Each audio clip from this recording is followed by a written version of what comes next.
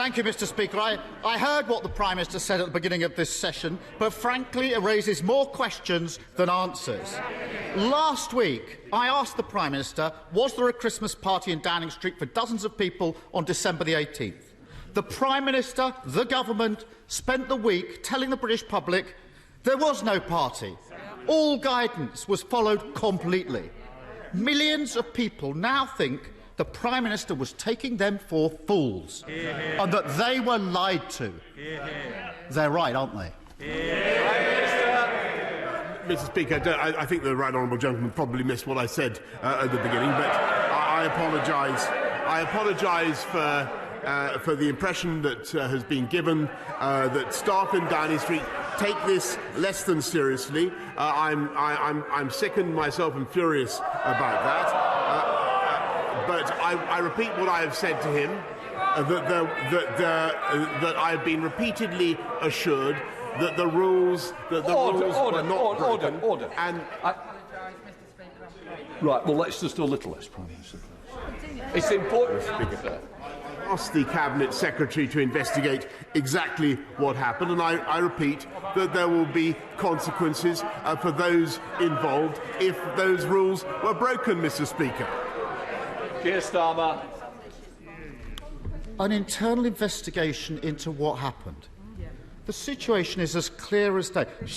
I thought last week was... Mr. Speaker, I thought last week was bad enough. Surely the Prime Minister isn't now going to start pretending that the first he knew about this was last night. Surely. We've all watched the video of the Prime Minister's staff, including his personal spokesperson. They knew there was a party. They knew it was against the rules. They knew they couldn't admit it, and they thought it was funny. It's obvious what happened. Anton Decker ahead of the Prime Minister on this. The Prime Minister has been caught red-handed. Why doesn't he end the investigation right now by just admitting it?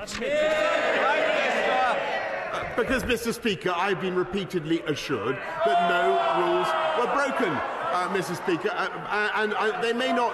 I understand public anxiety about this, and I understand public indignation. But there is a risk of doing a grave injustice to people who are frankly obeying the rules, Mr. Speaker. That is why the Cabinet Secretary will be conducting an investigation, and that's why there will be the requisite disciplinary action if necessary. Keir Starmer. This pretence that further information's come to light. Give me a break. He's still taking the public for fools. On the day of the Downing Street party, Tricia Greenhall's mum phoned her. She was breathless and feverish. You might want to listen. Tricia followed the rules and didn't visit her mum. Listening? 4 days later, on the day the Prime Minister's staff laughed about covering up the party, Tricia's mum was admitted to hospital. Tricia followed the rules and didn't visit. Tricia's mum spent Christmas Day in hospital. Tricia followed the rules and didn't visit. 2 days later, Tricia's mum died. What Tricia wants to know is this: why did the Prime Minister expect her to accept that the rules allowed a Downing Street party but didn't allow her to visit her dying mother? Prime Minister. Mr. Speaker, the first thing to say is that, in common with everybody in this House, I extend my sympathies to the family of Tricia, and of course I understand to Tricia and her family, and I understand the pain of everybody who has suffered throughout this pandemic. And I know that the implication that he is trying to draw, that the case that we're now investigating somehow should undermine public confidence in the measures that we're taking. I think that's the point that he's trying to make. But I may say to him, Mr. Speaker, I think it is a great mistake to try to play politics with this issue. And I think that is what he is doing. I think that is what he is doing. And the public, Mr. Speaker, will not like to see. I don't think the public do want to see confidence in their measures, in these measures, undermined. And we are taking we are taking. I think they can see the difference, Mr. Speaker. We are taking the steps necessary to protect the public, above all, Mr. Speaker, by rolling out the vaccinations, and rather than focusing on the events of a year ago, Mr. Speaker, that is what we are focusing on, and that is what I think the public will understand. Keir Starmer. But it's not just the events of a year ago, is it? We are facing a new variant. Yep. We may well be in Plan B this afternoon. Even the Prime Minister must understand the damage he's done to his credibility in enforcing the rules now and in the future. Exactly. Tricia made an enormous personal sacrifice to do the right thing, to follow the rules and help defeat the virus. That's what she was asked to do. Most people were just like Tricia last Christmas.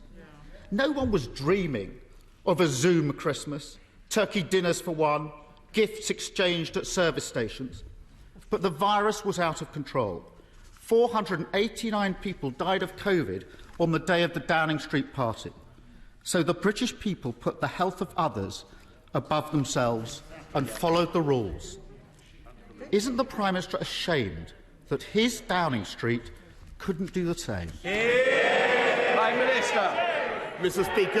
Speaker, I've said what I've said about the events on December the 18th. They will be properly investigated, and Mr. Speaker, I will place a copy of the Cabinet Secretary's report in the library of the House of Commons. But what people should not do is lose focus on what we are trying to do now. Rather than, of course, we will deal with the events of what may or may not have taken place on the 18th of December last year, Mr. Speaker. But what I think we need to focus on today is what we're doing to roll out the vaccinations across this country, and what we're doing to protect the public. And he is indeed right, Mr. Speaker, that we now have in the Omicron variant, a variant that is spreading much faster, Mr. Speaker, than any variant that we've seen before, and that is what we need, with great respect to the right honourable gentleman, to focus on. And that is why I ask everybody to go and get their booster jab as soon as they're called forward. Starmer. The Prime Minister apparently wants us to focus on what's happening today. There were no government spokespersons on the media this morning. I see the Health Secretary has made it to the Chamber. And that's the point, Mr. Speaker. This virus isn't defeated. We're going to face other tests where the British people may be asked by their leaders to make further sacrifices for the greater good. Her Majesty the Queen sat alone when she marked the passing of the man she'd been married to for 73 years. Leadership, sacrifice, that's what gives leaders the moral authority to lead. Does the Prime Minister think he has the moral authority to lead and to ask the British people to stick to the rules? Not only that, Mr. Speaker, but the Labour Party and the Labour leader in particular have played politics, Mr. Speaker, throughout this pandemic. I've got to hear what the Prime Minister is saying, because if I don't know when something is said, and I must hear the Prime Minister. Prime Minister. Yes, Mr. Speaker, and if I may say so, throughout this pandemic, the Leader of the Opposition in particular has done nothing but play politics to try to muddy the waters, to confuse the public and to cause needless confusion about the guidance. The public, Mr. Speaker, have not been so confused, and they have not been fooled, and they have got on with implementing the guidance, and they have got on in particular, Mr. Speaker, with showing great commitment to the health of this country by going forward to get vaccinated. Order. Prime Minister. Mr. Streeting, we've had this the week before. I'm not having this every week. No, if you want to be on the front bench, behave like you're meant to be there. Prime Minister. Mr. Speaker, at every stage, the Labour leadership and the Labour right honourable gentleman have tried to muddy the waters and to play politics, whereas the people of this country have not been fooled. And in particular, they have come forward to get vaccinated faster than any other country in Europe. We've now done 20 million boosters, Mr. Speaker. That is the single best thing that we can do, and I encourage everybody to keep going and get their booster jab. That's so desperate, and even his own side can see it. Last week, the Prime Minister told us there was no party. Now he thinks there's something to investigate. The Justice Secretary thinks that the police don't investigate crimes from a year ago. Well, I ran the Crown Prosecution Service, and I can tell him that is total nonsense. Mr. Speaker, at Westminster Magistrates' Court, right now, the CPS are prosecuting over a dozen breaches of COVID restrictions last December, including those, Prime Minister, who hosted parties. They're doing their job, enforcing the law set in Downing Street. Will the Prime Minister support the police and support the CPS by handing over everything the government knows about parties in Downing Street to the Metropolitan Police? Prime Minister. Mr. Speaker, of course we will do that, and we will get on with the investigation by the Cabinet Secretary. Mr. Speaker, he continually wants to play politics with this issue. We want to get on with our job of protecting this country during the pandemic, and, Mr. Speaker, delivering the fastest vaccine rollout in Europe, fighting the drugs gangs, Mr. Speaker, when the party opposite wants to decriminalise Class A drugs, Mr. Speaker, and backing our borders bill, Mr. Speaker.